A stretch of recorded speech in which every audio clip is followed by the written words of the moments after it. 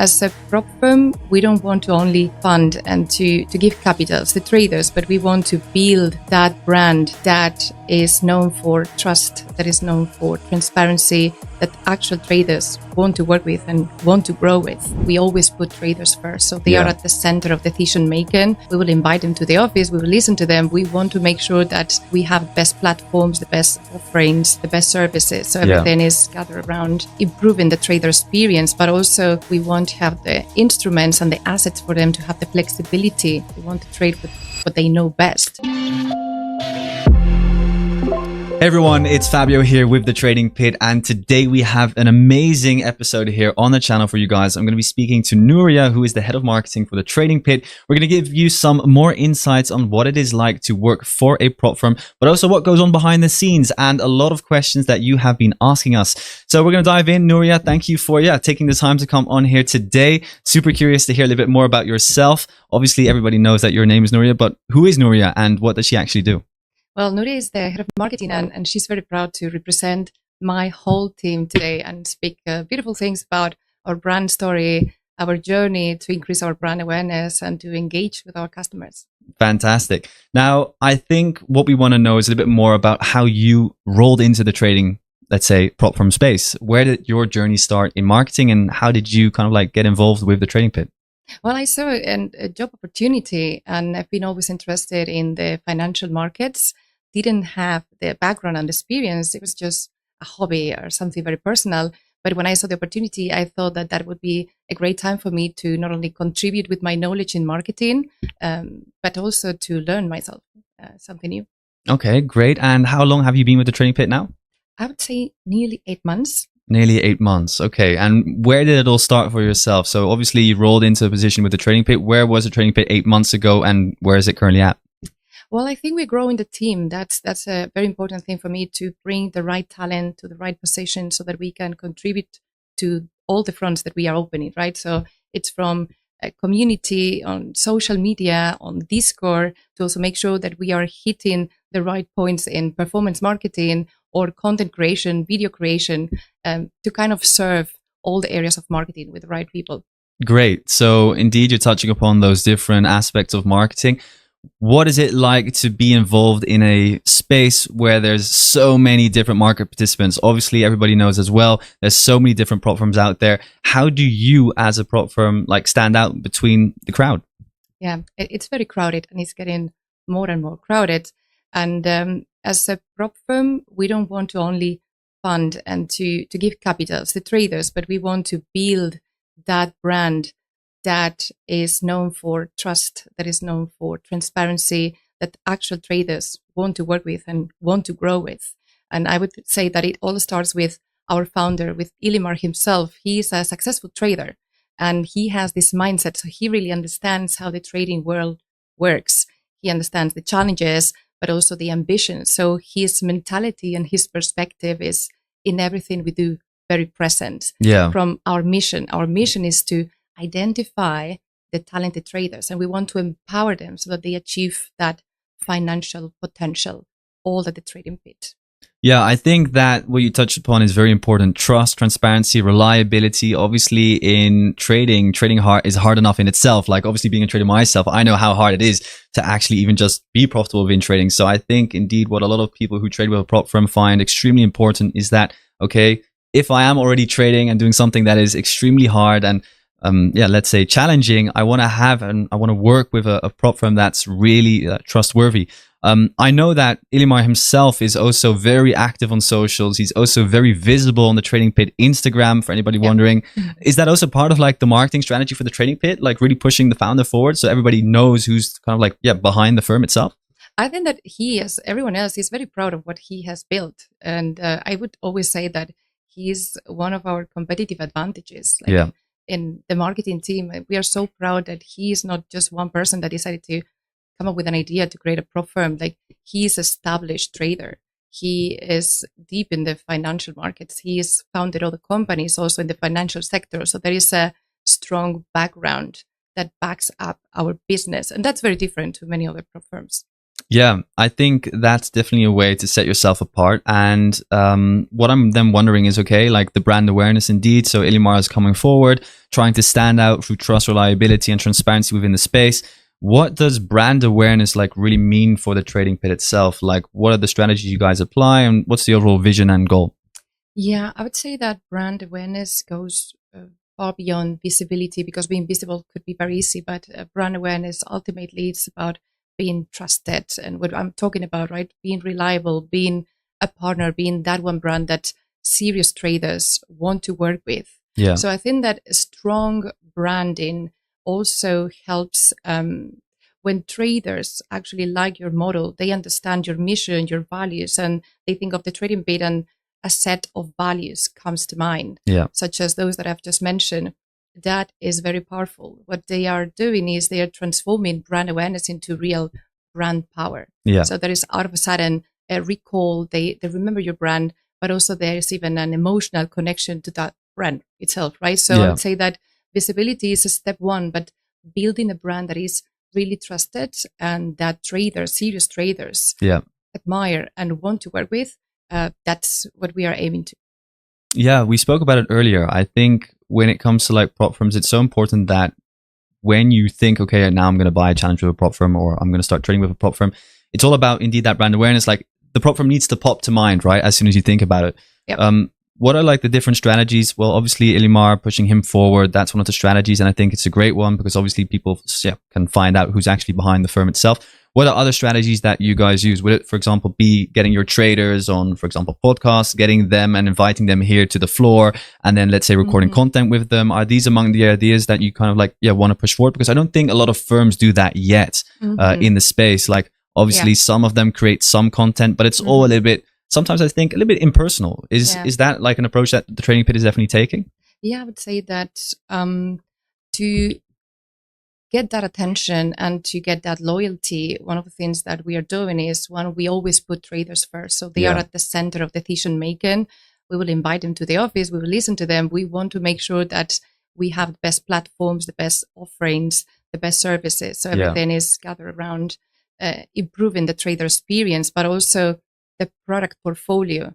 We want to have the instruments and the assets for them to have the flexibility. They want to trade with what they know best. Another point is the fact that we want to build this transparency and communication. So we are very upfront also about the conditions and the trading rules. We want to be very honest.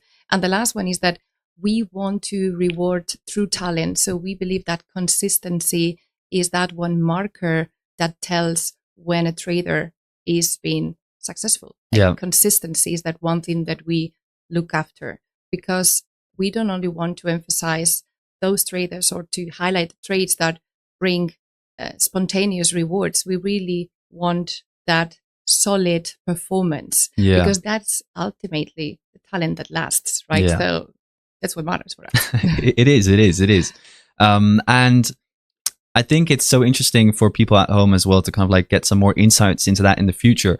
And maybe you guys are already planning it, but would you say that, getting those stories of those traders also kind of like fits into the storytelling of the brand and of the trading pit? Like, how are you guys planning on telling those stories and sharing them with the world? Because I think a lot of people, when they trade, like obviously kind of feels like you have an impersonal relationship with these prop firms, and you just get to trading and then you just request your payout and then you just kind of like pray, okay, when is the payout going to come? Like there's no feedback on when the payout is going to come. But I think with you guys, like what's amazing is that you can just go into the Discord, you can ask questions, and get straight away like kind of like answers on how everything is processing. If you have any problems, like straight away you get those answers.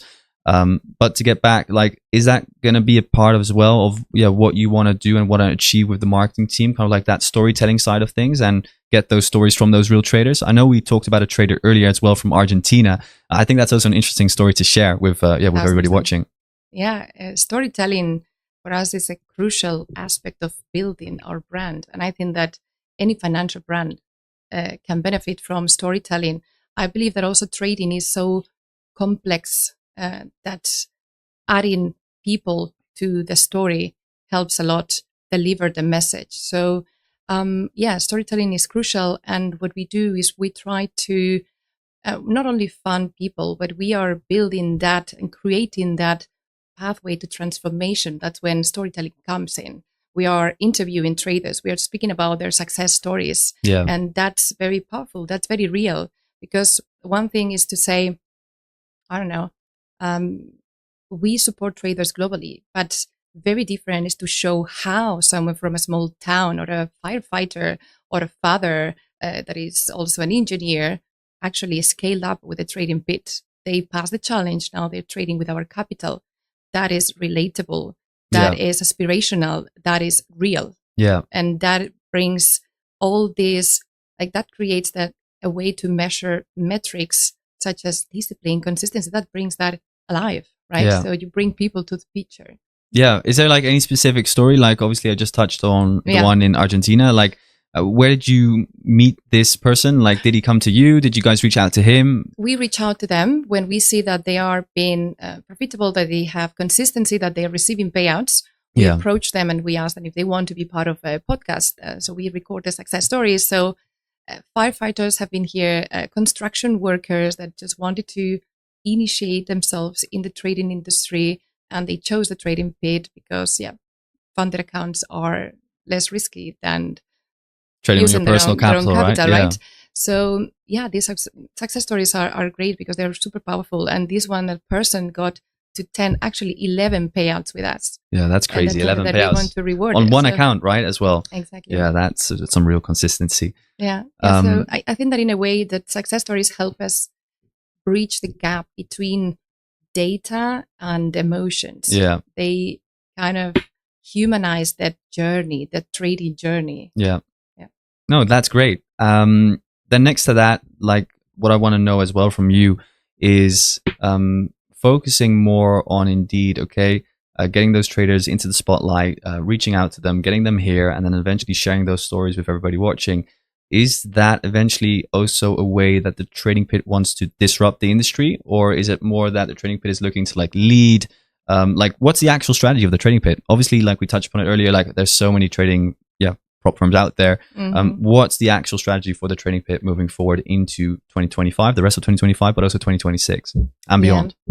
We want to lead by building an ecosystem like where traders can be successful in the long term. So from growing because they get access to funding to building long-term wealth, or even to gain influence and exposure because they are performing very well. So it's not just now we are funding some of these traders that are successful, but in the future we have a vision as well to build something bigger, that ecosystem with the tools so that traders that are very serious, they can thrive and they can build their own name in the whole trading industry.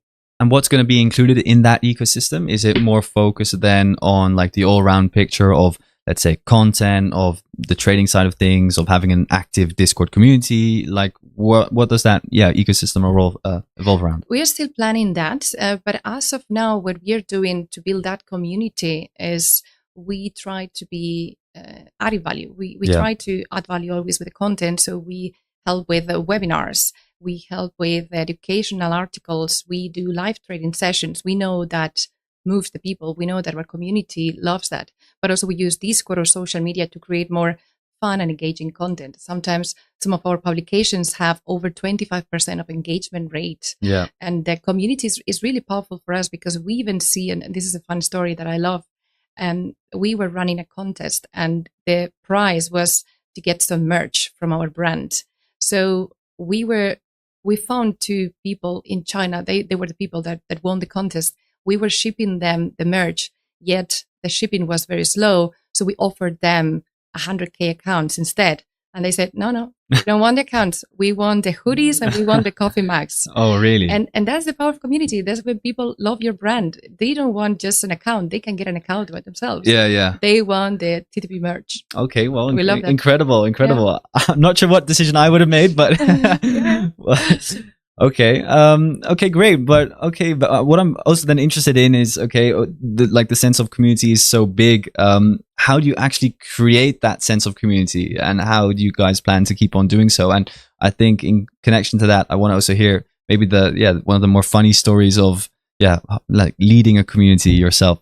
Yeah, well, we have so much fun with that because we listen a lot. I think that that's also makes a big difference, because if you're listening actively to the community, if you ask them, what do you want to know about? What do you want to learn? What are the skills that you want to grow? Then you will be able to give them what they need. So listening is very important. So we are always in contact with them. We answer their messages, obviously, and we try to serve them. We want to build a community that they want to be part of. They want to be part of something bigger than just trading. And I have the feeling that in trading, communities are important because it's a very lonely journey. It's a complex journey. So having people with the same struggles and somebody to share your rewards with, or somebody to share your success stories with, that feels different, right? Yeah. They hear you, they understand you. Definitely. No, great point. And in relation to that then, what would you say are some of the most received feedback or some of the most received suggestions that you receive from a community? I would say they want to see live trading sessions. Yeah. They want to also enhance their skills. So they ask for webinars for specific trading strategies. Yeah. And that's what we know, that the people that we are engaging with are on an advanced level or intermediate level of trading. They are not just beginners. They really want quality in the content that we produce. Okay. That's very useful for them. And where are most of those traders actually from? Like, where's the Trading Peak community mainly from? I would say it's global. Yeah, it's really global. You can't imagine the most random places in the world, we get traders from there. And really? we engage with them. So it could be from Laos to Laos China even. to Paraguay, all over the world. Canada. Yeah. Crazy. All over the world. And are there any like cultural differences then that you also experience, like maybe in the forms of like communication or like certain things that are like being said and like interpreted differently between different cultures as well within the community, or not really? I don't think so. I think that there are a few standards in the trading industry. Yeah. Perhaps people from my team might have a different opinion, but I don't see those differences. Maybe the instrument, the trades are different. Yeah. But all in all, I think that they all feel very, like they have a similar mentality. Yeah.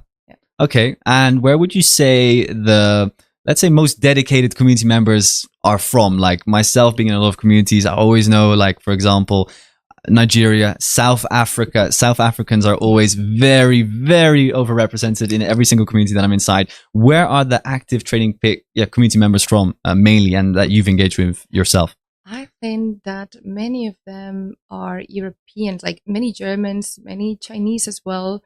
Then that we have a strong community also in the MENA region. Yeah. Ourselves in Spain, probably because we have more presence here. Yeah. We have a strong community of Spanish-speaking traders. I couldn't pick one. I would say that it's very global. Okay, it's great. Very global, yeah. Okay, great. Now I also have a few other questions for you. We prepared around like 4 to 5 questions, just a speedy round where we kind of go through some questions real quick. Just would like a 1 or 2 sentence answer from yourself. So what I'm really curious to hear is, what is one marketing trend that you are not really a big fan of within the trading industry? We've seen it all: 50, 60, 70, 80% discounts, one-step challenges, discount code here, there, boom, boom, boom. What is for you like the biggest turnoff within the trading industry when it comes to marketing? It's the narrative, get rich now. Yeah. That's something that probably you've seen a lot. Definitely. And that does a disservice to the traders and to the whole trading community as well, because it's not something that happens overnight. No, definitely not. It's a long journey, and requires a lot of discipline and requires a lot of falling and standing up. So I say that get rich now is that one. Okay, great. Now I want to hear one of your aha moments, like one of your favorite moments being a marketeer within the prop firm trading space. What was that moment that you said, okay, guys, I actually love my job? You know, I wouldn't say there is something that we have done ourselves, not a campaign or an initiative for marketing, but rather working with a team.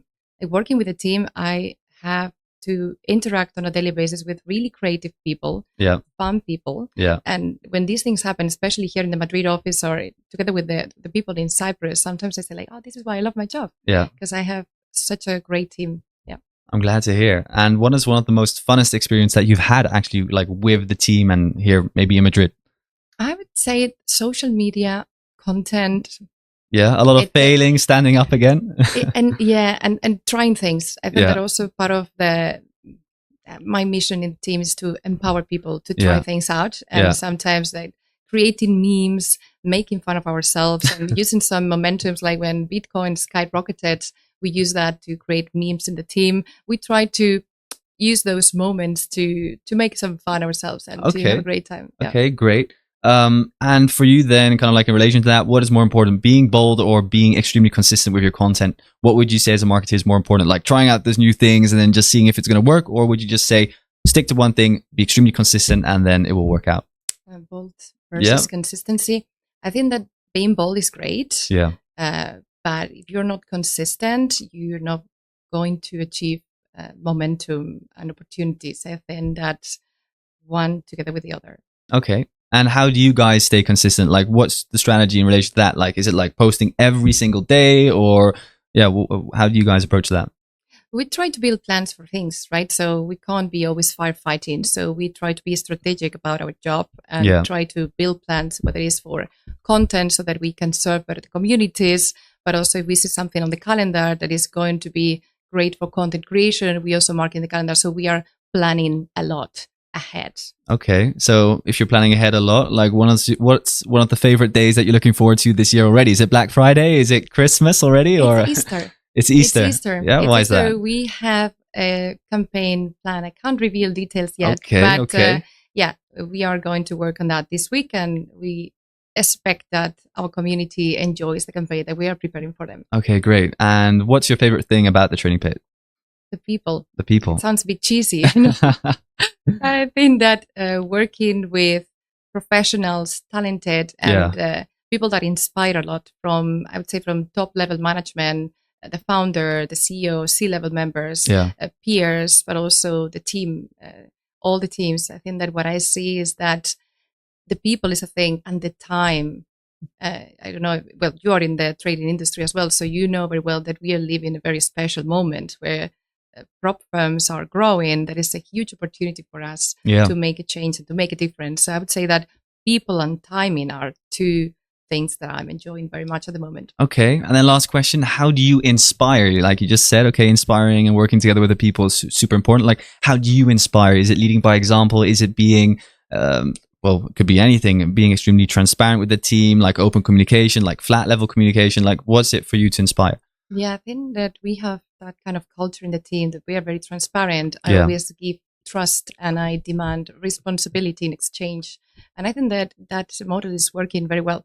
I empower the team to achieve their full potential. So I have great talent, and I'm glad that actually they take that opportunity to do a bunch of new things. And we sometimes fail, but we learn from it. And that's the mission that we have in the team. Okay, great. I'm glad to hear. And actually just want to chip in on that. What would you say is maybe like one of your biggest, I don't want to say like, can be just a funny disappointment. Like, what's one of those moments that you thought, okay, like here we go again, we failed again. Like, what is it like to learn and then to stand up again? What was one of those moments that people at home can maybe have like a little laugh about? Like, was it maybe a wrong post, like where you actually kind of like said, instead of NFP, we have PFP? And I always sometimes have typos. Okay. Yeah, we have typos, and then somebody from the team is spotting that and immediately taking action. So the team is super fast. When I say that they are truly talented, is because somebody might have made a mistake, but then someone else is having their back. So, so it's so I'm glad to hear typos might be then the worst thing that happens. It's not like you ever sent 100% discount code to the entire email database. Not that I'm aware of. Not that I'm aware of. But sometimes you just launch a campaign and it doesn't work as expected. Yeah. And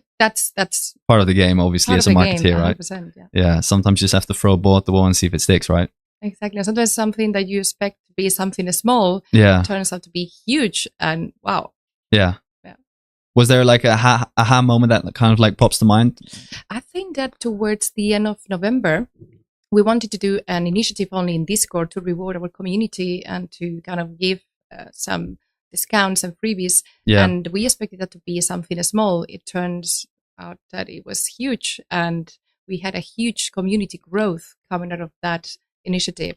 So that's great. Yeah. Great. Yeah. Being a trader myself, obviously, I know how important it is to kind of like receive those little benefits, and also like I think recognition at the end of the day. And I think indeed, like when I receive emails, obviously you receive emails from so many different prop firms, but at the end of the day, what I think I enjoy personally the most being a trader, and somebody who's traded with many different prop firms, is definitely kind of like you're saying, like those kind of like campaigns that are a little bit more personal, and I think at the same time indeed like unexpected, and the small things, those are at the end of the day kind of like what makes a difference.